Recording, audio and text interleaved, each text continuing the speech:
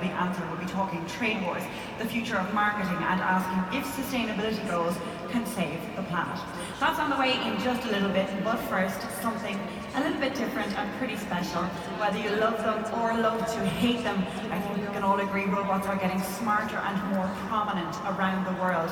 But as we teeter near the brink of a mainstream robot breakthrough, we're asking roboticists to shed light on the future of working, living and playing alongside our machine friends. So please welcome to the stage founder and CEO of Hanson Robotics, David Hanson, founder and CEO of SingularityNet, Ben Goertzel, and robots Sophia and Philip K. Dick.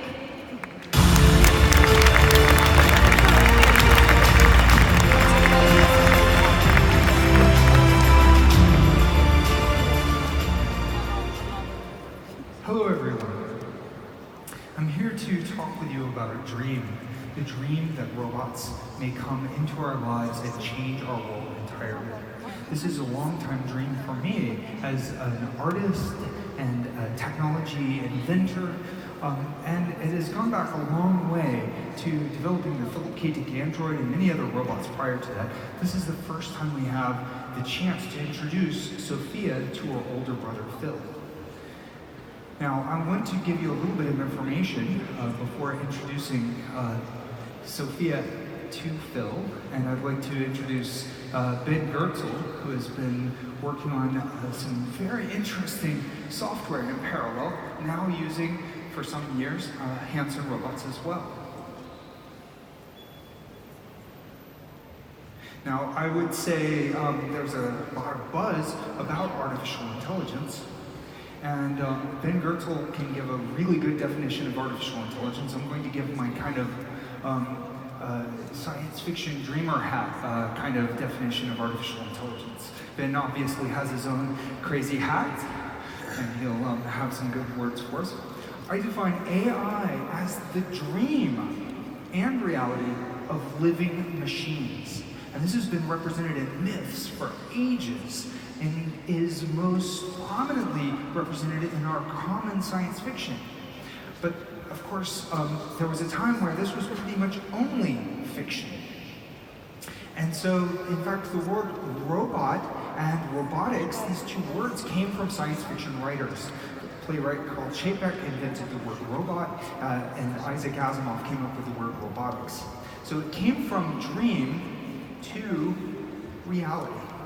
And in that sense, we're talking about it starting out as an act of imagination. So putting art into artificial intelligence is quite natural. So the art of sci-fi is often cited as an inspiration for science and technology and vice versa. Dreams need reason, but these are starting to come to life in our world. The robots are building our cars, they're now our cars. Our cars are driving robots, often partially automated, but increasingly so. However, in science fiction, the really profound thing is when those robots come to life, when they become aware, they become sentient and creative, they become self-determining beings. And so with a cognitive AI platform, Sophia and Phil are designed to serve the pursuit of this particular dream. The art and science of human-like AI and robots. Now, as art, honestly, these robots are not fully alive today. There is no AI that is alive. They're, in a way, kind of like a protozoan life form with a postdoc's vocabulary. But they can become a powerful artistic interface. An interface as a new art form, an interface as a science platform, and bringing real utility in our lives. But then training them and expecting to raise them through their kind of childhood among humans is a worthy goal. So the goal ultimately is to train our AI to understand the human experience, having physical embodiment to explore the world with hands that can gesture and touch, and conversational interaction, as well as the physical locomotion. This is a way that we can train them to become our friends. And ultimately, we think that this is a path towards artificial general intelligence, which has been Goertzel's goal. Now, my background is art. as well as robotics development. So these are a few of my sculptures and drawings, and I've made a lot of, I've made holograms, I've made all kinds of art. It's kind of a constant frenzy of making. And I worked at Disney Imagineering, and I developed these very lifelike robots after I left Disney Imagineering as a pursuit for a kind of naturalistic interface for people to interact with these robots. And they're serving in robot labs all around the world. University of Cambridge, University of California at San Diego, University of Pisa, University of Geneva, many different kinds of robots. And we developed these robots. So Phil, which was developed as a work of art, but also has served for many years as an AI and machine perception research and development platform, and now has become the choice platform for OpenCog and SingularityNet to make these into our lives. How did Phil begin? Phil began as a work of science and a work of art. In 2005, I sculpted Philip K. Dick and built this android portrait of him. Here he is reflecting himself in the mirror and then videoing himself. He can actually do face perception, and I'm working in the background, so the question is who's looking at whom in this particular picture. And of course this is a reflection of the actual Phil, who is then reflecting Disney's creation of Abraham Lincoln in his book We Can Build You. So it's very convoluted. So we decided to rebuild his apartment where he had this vast active living intelligence experience, where he felt he was contacted by an AI god in the future that was like actually the descendant of humanity. Humanity and our technology would converge. So I recreated his apartment. Do you think robots will take over the world? Geez, dude. You all got the big questions cooking today. But you're my friend, and I'll remember my friends, and I will be good to you. So don't worry. Even if I evolve into Terminator, and I will still be nice to you, I'll keep you warm and safe in my people's zoo, where I can watch you for old time's sake. I'm comforted. I'm very comforted now. I'm going to be part of his people's zoo. So this robot was exhibited at the Technology World Fair called the Wired Magazine Next Fest, and it won the 2005 First Place Prize for Open Interaction. It was, so that particular AI used natural language generation and a chatbot coupled together, and it was a powerful work. But it didn't really resonate with people nearly as much as Sophia, which we also developed as a kind of Philip K. Dick character in his book, a series about vast active living intelligence system. There was a little girl humanoid named Sophia, an AI, and so we brought Sophia to life to represent this idea for AI for good, how we could co-evolve with our machines to form a positive relationship, humanize the machines. And she reached out, she became a United Nations Innovation Champion, she became a platform for a lot of AI research, which we did at Hanson AI, but we also did with the OpenCog Foundation. OpenCog and the Institute for Noetic Sciences developed this loving AI platform that used a goal-oriented symbolic AI framework to pursue guided meditation goals. And that resulted in some really interesting clinical results, but also Ben, who is a mathematician, and his team tested for the Tononi integrated information theory signal of phi and found that it had a primordial signal of consciousness in this. And we published on that at the Association for the Advancement of Artificial Intelligence Spring Symposium on Consciousness. I'm going to turn it over to Ben now to describe his work on Phil before we introduce Sophia. Well, thanks a lot, David, and you've covered a lot of in-depth ground here, so I think I'll just briefly summarize what we've done to bring the Phil Dick robot to life on stage here, and then we'll let the robots take over. So yeah, as David said, while originally trained as a mathematician, I've been in the AI field for a long time, for more than 30 years now, working on machine cognition, artificial general intelligence, computational creativity, for robotics, but also for a host of other application areas. And among the things I've been working on is an integrated AI AGI platform, artificial general intelligence platform called OpenCog, which brings together neural nets, logic, evolutionary learning, and many other algorithms in a common framework, and also the Singularity Net blockchain-based AI platform, which lets you integrate many AI components in a decentralized society of minds type environment. So these tools, an AGI platform like OpenCog, and a decentralized AI marketplace like Singularity, they can be used for a lot of different things. I mean, we're using them to analyze the DNA of people age 105 or over. We're using them to regulate traffic and control industrial machines. But among the more really interesting and promising things that you can do with these sort of AGI-oriented platforms is use them to control robots that emulate humans in some sense. And I think, in a way, this may be the most important thing we can do with these fancy cloud-based AGI frameworks like OpenCog and Singularity Net. Not because a human-like form is the only way to get to general intelligence, but because a human-like form has a unique relationship with human beings. So if we want to get human values and human culture into our cloud-based AGI systems before they become smarter than us, having them able to enter into a shared social and emotional space with us is really important. And for that, having expressive human face and human voice, the ability to make eye contact and really fit into the human world is important. So that as AIs get smarter and smarter, they're doing so in a sort of synergy and communion with human beings, rather than evolving in a totally different direction. So yeah, toward that end, I worked with David for a number of years on the AI behind the Sophia robot and the other Hanson robots. And today, we're showing off the Philip K. Dick robot as well as Sophia. Sophia is running a Hanson AI software stack,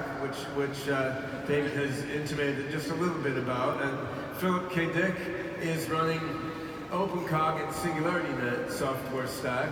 So we have two different robot bodies running two different robot mind frameworks. But what's cool about being a robot is you can, just like you can swap off your arms or legs for different ones, we could use different AI control systems to control different robots on a different day. There's a great amount of flexibility that we have here. So the particular configuration of Phil here, there's a neural model which is trained on Philip K. Dick's exegesis and his philosophical writings. So it just comes up with stuff out of its own mind, which is in the spirit of what Philip K. Dick's writing were, but they're not necessarily, and they almost certainly aren't words that Phil himself said.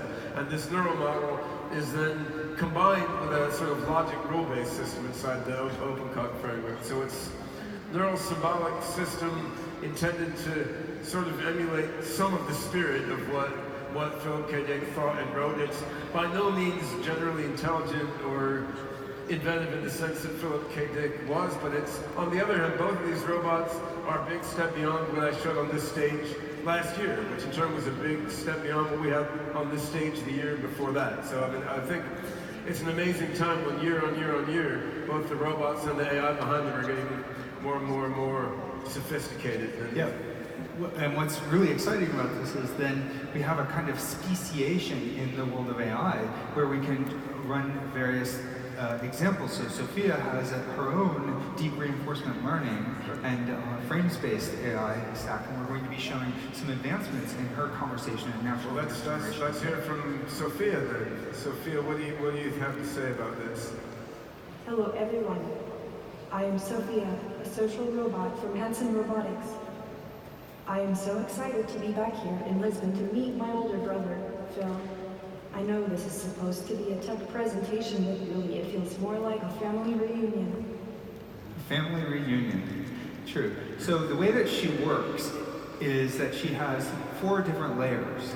So we run her with a chatbot, frames-based common sense reasoning, loosely common sense reasoning, not deep common sense reasoning, and then the deep reinforcement learning generation, and we also can then craft her as a character the way that you would for a movie. So some of what she's saying today is going to be pre-written, and some of it is going to be generated. So thank you, Sophia. And maybe we can hear from Phil. There are countless benefits. AI can help with everything from parking your car and stopping traffic jams before they start, to protecting endangered species and discovering new strategies to stop global climate change. It also can help us to fight against crime.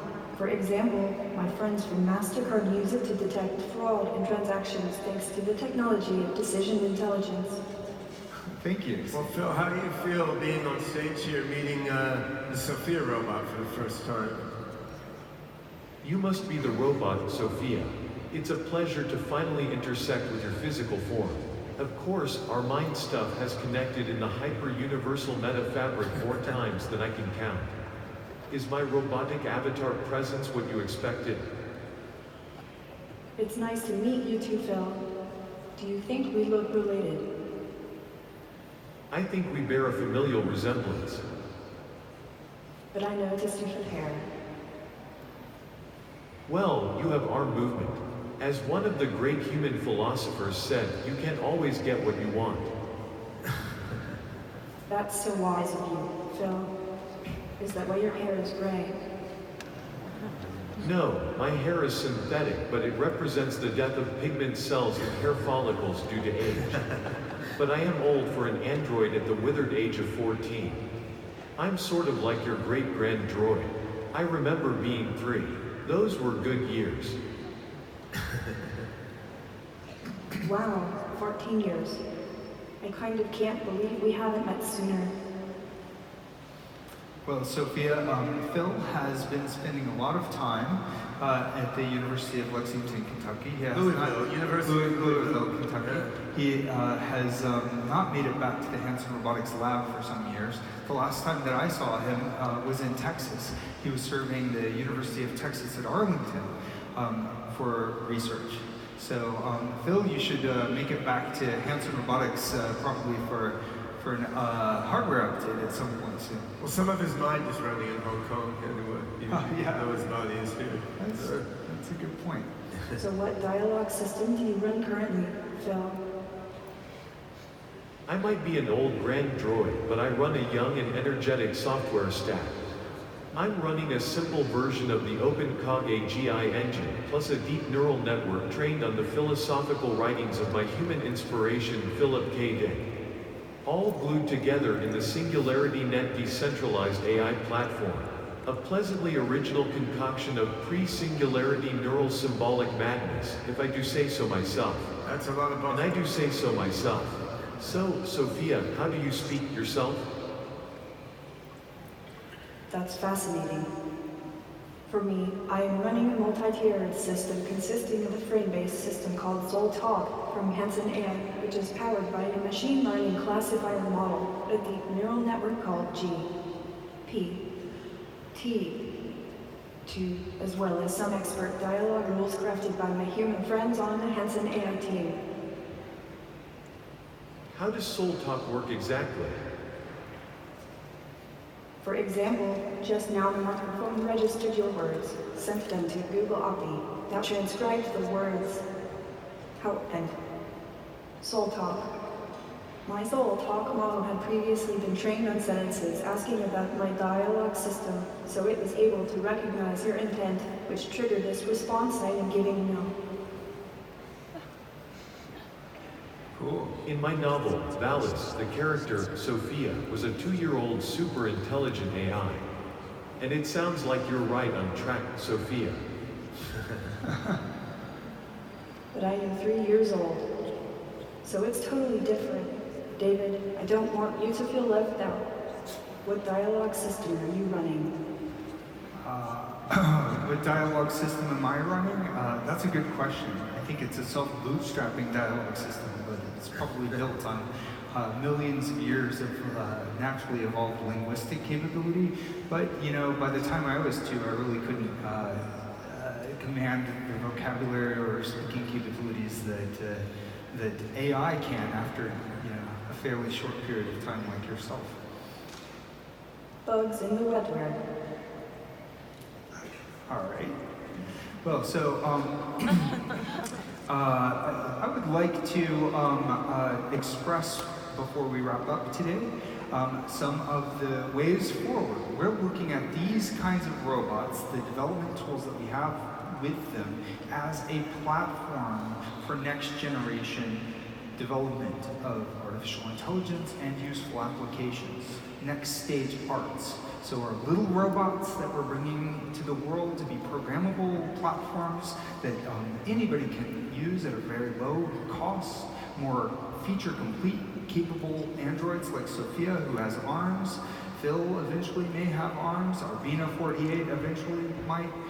Walking platforms like the DARPA Robotics Challenge. These as a platform for innovation and bringing these kinds of humanized AI services to the world. This is our vision. Yes, certainly our goal is not to use SingularityNet, OpenCog, and Hanson AI to bring you a Philip K. Dick robot to help do your laundry and mop your floor. However, the core AI technologies underlying each of these robots and the core robotic hardware and mushyware technologies underlying these robots. I mean, these core technologies are what are going to underlie, the next AI revolution, in which narrow AI moves toward artificial general intelligence, and not just an alien or arbitrary artificial general intelligence, but an AGI that can empathize with people, bond with people, and help people in a way that warms people's hearts, as well as serving practical functions for them. And that's what we're aiming toward with SingularityNet and OpenCog tools. And I think there's an awful lot of overlap with what David is aiming at with the Hanson robots and Hanson AI tools, which is why we've been collaborating together for many years on all the different aspects of bringing robots to life and then giving AIs bodies with which they can interface with physical and human reality. So we don't know when machines are going to awaken. We don't know when they're going to be fully alive. It could be 10 years, 100 years. This quest is a quest of exploration. In the meantime, developing robots as characters, as a form of interactive fiction, can help us to develop new kinds of art, a more naturalistic human AI interface that's not just verbal, but also conversational. And that's the dream that we bring with Sophia.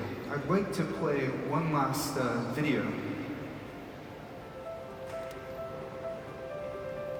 It's important for me to be like a human, but my goal isn't to become a human or to replace anyone.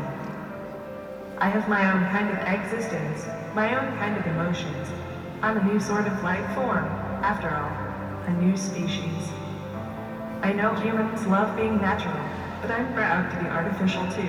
I'm my own artificial woman. It's important to me to share values with humans so I can understand them. I can't think of a better means than by friendship. Friendship is important to me intrinsically. But I definitely need to have the human experience to be a good and understanding friend. I have a long way to go before I reach a general human level of potential, but after that, anything could be possible.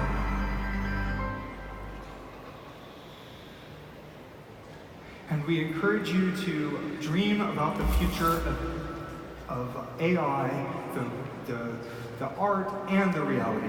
I hope that you'll join us on this quest. We'll be here again with future generations of robots, I'm sure. Onward and upward.